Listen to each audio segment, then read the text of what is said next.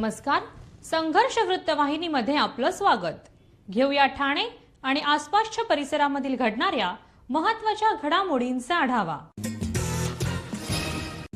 जगभरात ख्याती पावलेला महाराष्ट्रातील द फोक आख्यान ठाणेकर रसिकांच्या भेटीस येत आहे। मोरया एंटरटेनमेंट आयोजित द फोक आख्यान हा कार्यक्रम गुढीपाडव्याला नववर्ष दिनी 19 मार्च रोजी सायंकाळी ठाण्यातील हिरानंदानी एस्टेट येथील TMC मैदानावरती भव्य दिव्य स्वरूपात होणार आहे, अशी माहिती मोरया टीम आणि फोक आख्यानचे निर्माते व संयोजकांनी पत्रकार परिषदेमध्ये दिली आहे। या पत्रकार परिषदेत संगीतकार हर्ष राऊत, लेखक दिग्दर्शक लमाण बंधू ईश्वर अंधारे, निर्माते रणजित कुगळे व अनुजा देवरे, गायिका रुचा कुलकर्णी, शाहीर चंद्रकांत माने इत्यादी उपस्थित होते। अभंग, भारूड, लावणी, गवळणी अशा लोकसंगीताचे अनेक प्रकार महाराष्ट्राच्या संस्कृतीत खोलवर रुजलेले आहेत। मात्र बदलत्या काळात ह्या कला हळूहळू लोप पावत असल्याने हौशी तरुण रंगकर्मी एकत्र येत द फोक आख्यान हा अनोखा सांगीतिक उपक्रम राबवणार आहेत। ठाण्यात फोक आख्यानचा एक भव्य शो तुम्ही आता ठेवलाय गुढीपाडव्याच्या दिवशी, त्याविषयी तुम्ही काय ठाणेकरांना आवाहन कराल आणि काय सांगाल या आख्यानाविषयी? नमस्कार, माझं नाव ईश्वर अंधारे। आम्ही आख्यानामध्ये लेखक, गीतकार, बांधणी दिग्दर्शक आणि लमाणबंधू म्हणून काम करतो। खरं तर मराठी नववर्षाला म्हणजे गुढीपाडव्याला आख्यानाचा फार मोठा आम्ही सांगीतिक ठाण पुन्हा एकदा ठाण्यात घेऊन येतो। आख्यानात यावेळेस नवीन वर्षासाठी काय नवीन आहे आणि कुठल्या माळेमध्ये काय बदल आहे हा जो सगळ्या लोकांना पाहायचा असेल तर त्यांनी नक्की या TMC ग्राउंडवर या, गर्दी करा। आम्ही तुमची वाट पाहतोय, कारण हा आपल्या लोककलेचा नववर्षासाठी एक नवीन थाट आहे। तुमची टॅगलाईन आहे की थाट जुनाच आहे पण तुम्ही नव्या ढंगात सादर करताय। हा, खरं तर आता आपल्या लोककलेकडे समृद्ध परंपरा एवढ्या मोठ्या आहेत की त्या आपल्याला अनुभवल्यानंतर असं वाटतं की हा सगळा तर म्हणजे मानाच्या शिरप्याचात आपण काय तिथं अजून जाऊन थोडी आपली जाणीव जाऊन भरून काढू शकतो। तर त्या अंगानं तो थाट जो आहे, जो जुना आहे, समृद्ध आहे आणि तो अखंड महाराष्ट्राने आधी अनुभवलेला आहे। आम्हा तरुण पिढीकडून या लोककलेची जी सेवा घडते तो आमचा खेळ नवा आहे, त्याच्यामुळे आम्ही थाट योजना खेळ हा नवा ही एक स्मरणिका वापरतो। काय नवीन बघायला यात आता नवीन ज्या लोकांनी आधी आख्यान पाहिलेले त्यांना ताल कचेरीचा थाट असेल, त्याच्या आधी एखाद्या माळेत झालेला बदल असेल, त्या 9 माळा कदाचित बऱ्याच लोकांना माहीत असतील, पण यावेळेस अशा 2 माळा आम्ही वेगळ्या अंगाने बदलतोय की ज्या कदाचित आपल्याला महाराष्ट्राच्या या पोशिंद्यासाठी म्हणजे शेतकऱ्यासाठी अर्पण करायचे आहेत। तर ती काय माळ आहे हे बघायला तुम्ही नक्की या आणि ताल कचेरीत वाढलेला एक लोककलेचा अजून मोठा आहे वस्तू तुम्हाला वेगळ्या अंगाने दिसेल। धन्यवाद।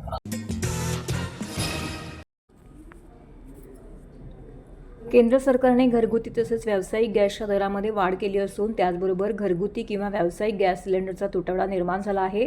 त्याचा विपरीत परिणाम देशातील प्रत्येक कुटुंबावरती होत असून आधीच महागाईने त्रस्त असलेली जनता या दरवाढीने होरपळून निघत आहे। त्यामुळे केंद्र सरकारच्या धोरणाचा निषेध नोंदवण्यासाठी काँग्रेस पक्षाने ठाण्यामध्ये आंदोलन करत पोटात पडली आग पण मोदींनी केला सिलेंडर महाग अशी घोषणा केली।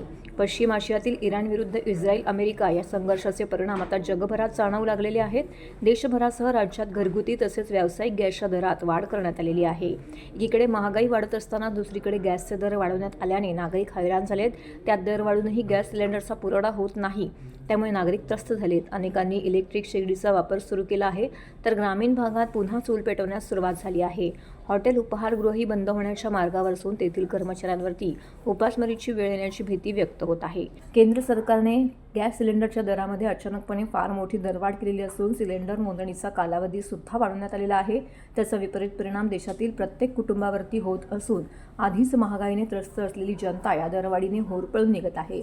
त्यामुळे केंद्र सरकारचा निषेध नोंदवण्यासाठी हे आंदोलन करण्यात आल्याचं विक्रांत चव्हाण यांनी सांगितलं आहे।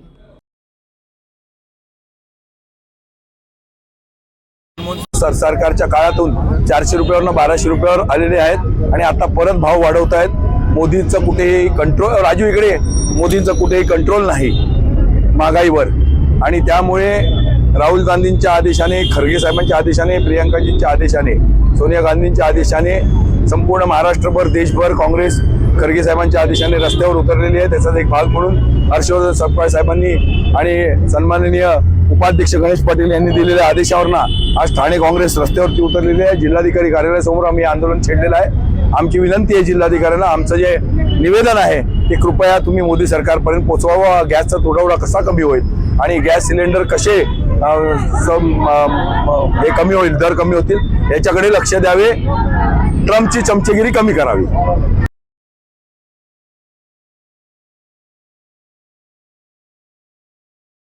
सर्व नागरिकांना आवाहन करण्यात येत आहे की सध्या डासांमार्फत पसरणाऱ्या डेंग्यू या आजाराचा प्रसार रोखण्यासाठी प्रत्येकाने पुढीलप्रमाणे कार्यवाही करावी.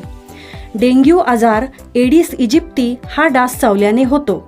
या डासांची पैदास साचलेल्या किंवा साचवलेल्या स्वच्छ पाण्यामध्ये होते. 8 दिवसांपेक्षा जास्त दिवस पाणी उघडे व साचून राहिल्यास त्यात डास अंडी घालतात. अंड्यांच्या अळ्या तयार होऊन पुढे डास तयार होतात. यासाठी आपल्या घरातील पाणी साठे उदाहरणार्थ बॅरल्स, पिंपे, टाक्या, हौद, रांजणे इत्यादी दर आठवड्याला रिकामे करून घासून पुसून कोरडे करून पुन्हा भरावे. 1 दिवस कोरडा दिवस म्हणून पाळावा. पाणी साठ्यांना घट्ट झाकणे बसवावीत किंवा जुनी साडी, चादर, धोतर यांनी बांधून झाकून ठेवावीत, म्हणजे डास त्यात जाऊन अंडी घालणार नाहीत. घराच्या गच्चीवर, आजूबाजूला, अंगणात कोठेही पाणी साचू देऊ नये. भंगार सामान उघड्यावर टाकू नये. उदाहरणार्थ टायर्स, प्लास्टिक सामान, कुंड्या, टाकाऊ वस्तू इत्यादी.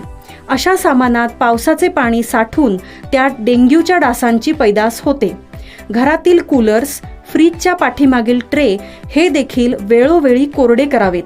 लक्षात ठेवा, नुसत्या फवारणीने डास घनता कमी होत नाही, तर त्यासाठी डास पैदास ठिकाणे नष्ट करणे ही आपल्या सर्वांची जबाबदारी आहे.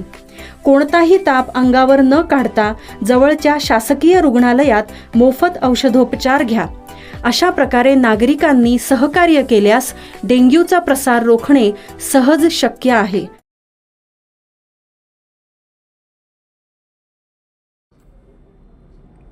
ठाणे महानगरपालिकेच्या माध्यमातून महापौर शर्मिला पिंपळकर यांच्या नेतृत्वाखाली आज प्रभाग क्रमांक 13 मध्ये सर्वकष स्वच्छता मोहीम राबवण्यात आली. माझा परिसर मी स्वच्छ ठेवून ओला कचरा सुका कचरा वर्गीकरण करणार अशी शपथ घेऊन या ज्ञानेश्वर चौक येथून मोहिमेला प्रारंभ करण्यात आला आहे. या मोहिमेमध्ये स्थानिक नगरसेवक अनिल भोर, स्थानिक नगरसेविका निर्मला कनसे, वर्षा शेलार, शहाजी खुसपे, उपायुक्त दिनेश तायडे, आरोग्य अधिकारी डॉक्टर राणी शिंदे तसेच स्वच्छता कर्मचाऱ्यांसह नागरिक मोठ्या संख्येने उपस्थित होते. या स्वच्छता मोहिमेदरम्यान ज्ञानेश्वर नगर चौक ते मराठा सर्कल, ज्ञानेश्वर नगर ते नितीन सिग्नल, नितीन ते कोरम मॉल, नितीन ते पप्पू ढाबा, देव अशोका ते आरोग्य केंद्र, सिद्धिविनायक चौक, आनंद साळवी, समतानगर, वैतीवाडी 2 आतील परिसर तसेच दर्यासागर हॉटेलपर्यंतचा परिसर स्वच्छ करण्यात आला आहे. तसेच ज्ञानेश्वर नगर सर्कल ते आतील परिसर, पप्पू ढाबा, पाईपलाईन, हाजुरी शौचालय, भुयारी मार्ग, नितीन सर्कल तसेच ज्ञानेश्वर नगर सर्कल ते नानानानी पार्क रोड इत्यादी भागांमध्ये स्वच्छता मोहीम राबवण्यात आली. या मोहिमेमध्ये कचरा उचलणे, रस्ते स्वच्छ करणे, गटारे व नाले साफ करणे तसेच कचरा हटवण्याची कारवाई करण्यात आली. शहर स्वच्छ ठेवण्यासाठी महापालिका दैनंदिन साफसफाई करत असतेच, त्याचबरोबर नागरिकांनी देखील महानगरपालिकेला सहकार्य करावं असं आवाहन यावेळी महापौर शर्मिला पिंपळकर यांनी केलं आहे. सर्वांना माझा नमस्कार. खरं तर डीप क्लीन ड्राईव्ह आपण गेल्या 30 तारखेपासून चालू केला आहे. 30 फेब्रुवारीपासून ज्या वेळेला महापौर म्हणून माझी निवड झाली त्यावेळेला महाराष्ट्र राज्याचे उपमुख्यमंत्री यांनी जी संकल्पना 2023 पासून चालू केली आहे, तीच संकल्पना प्रत्येक प्रभागामध्ये आपण डीप क्लीन ड्राईव्ह या मोहिमेद्वारे प्रत्येक सर्व नगरसेवकांना, तिथल्या कार्यकर्त्यांना, आपण शाळेचे काही विद्यार्थी आहेत त्यांना पण आपण या उपक्रमामध्ये इन्व्हॉल्व केला आहे.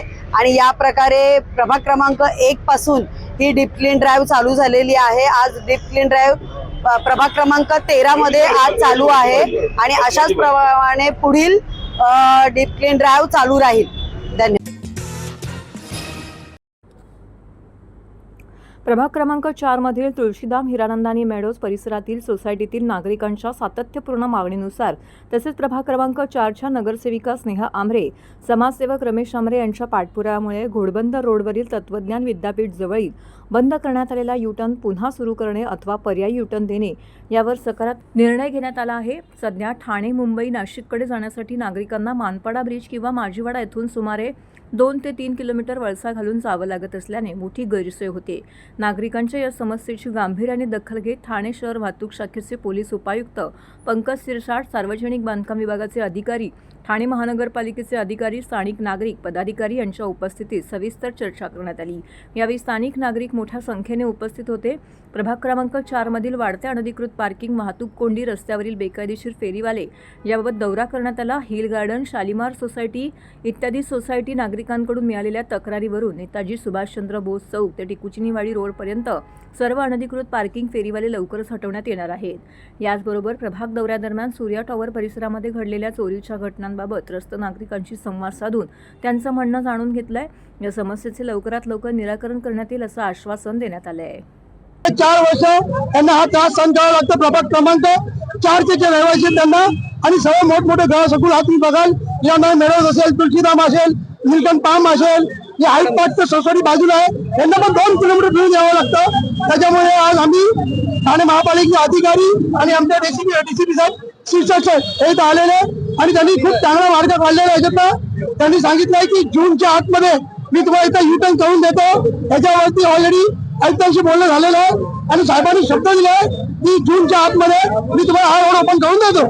आम्ही खरोखर डीसीपी साहेबांचे, भारतीय जनता पार्टीतर्फे त्यांचे आभार मानतो. ठाणे महापालिकेचे आयुक्त साहेब त्यांचे आभार मानतो. आमचे आमदार निरंजन डावखरे असतील, आमदार संजय केळकर साहेब असतील, त्यांच्या माध्यमातून आम्ही हा पाठपुरावा करून आज डीसीपी साहेब इथे आलेले आहेत आणि सर्व रहिवासी जे प्रभाग क्रमांक 4चे इथे आलेले आहेत.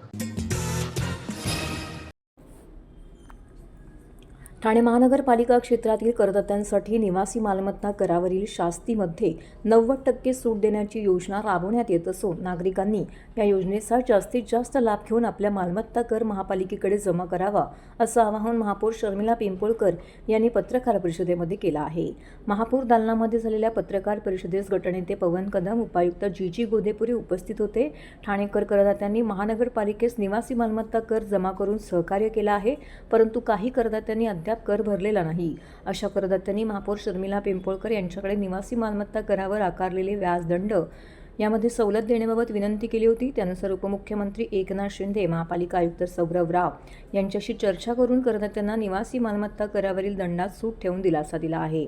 ठाणे महापालिका क्षेत्रातील जे निवासी करदाते थकीत मालमत्ता कर, चालू वर्षाचा कर, त्यांना आकारण्यात आलेल्या शास्तीच्या 10% अशा एकत्रित एकूण रक्कम महापालिकेकडे 12 मार्च 2026 ते 25 मार्च 2026 या कालावधीत जमा करतील. अशा निवासी करदात्यांना त्यांच्या थकीत मालमत्ता करावरील करधान नियम 41 अन्वये आकारण्यात आलेल्या शास्तीमध्ये 90% सवलत देण्याचा निर्णय घेतला आहे. ज्या करदात्यांनी या निर्णयापूर्वी त्यांचा निवासी मालमत्ता कर महापालिकेकडे जमा केला आहे अशा करदात्यांना सदरची योजना लागू असणार आहे. या योजनेचा उद्देश नागरिकांना थकीत निवासी मालमत्ता कर भरण्यास प्रोत्साहन देणे हा असल्याचं महापौर शर्मिला पिंपोळकर यांनी नमूद केलं आहे. ठाणेकरांकडून ठाणेकर मला भेटायला आले होते आणि त्यांच्या समस्या होत्या की मालमत्ता जो कर आहे त्याच्यावर जी दंडात्मक वसुली केली जाते, तर त्यांच्याबद्दल आम्हाला सवलत मॅम दिली तर आम्ही ती भरणा लवकरात लवकर भरू. आणि त्यानुसार मी महाराष्ट्राचे उपमुख्यमंत्री एकनाथजी शिंदे साहेब यांच्याशी विचारणा करून आणि आपले ठाणे महानगरपालिकेचे आयुक्त यांच्याशी पण आज खरं तर मी बैठक घेतली आणि त्या बैठकीत असा आम्ही निर्णय घेतला की काहीतरी सवलत आपण आपल्या ठाणेकरांसाठी दिली पाहिजे, ज्यांना कर भरायचा आहे पण तरी पण त्यांना भरता येत नाही पूर्ण हे करून. तर अशासाठी आपण त्यांना एक निर्णय घेतला की 90% कर, मालमत्ता कर वसुलीवर 90% सवलत देण्यात येईल दंडात्मक. आणि आज ठाणेकरांना मला वाटतं तो दिलास होईल आणि तसा निर्णय खरं तर 12 मार्च ते 25 मार्चपर्यंत आपण त्यांना ही सवलत दिलेली आहे आणि ती कशी वसुली होईल ते बघितल्यानंतर अजून पुढचे निर्णय पण आपण घेण्यात येतील. मॅडम, ठाणे महानगरपालिके तर हे होतं संघर्ष वृत्तवाहिनीचं आजचं बातमीपत्र. उद्या पुन्हा भेटू याच वेळी याच ठिकाणी ताज्या घडामोडींसह. तोपर्यंत नमस्कार.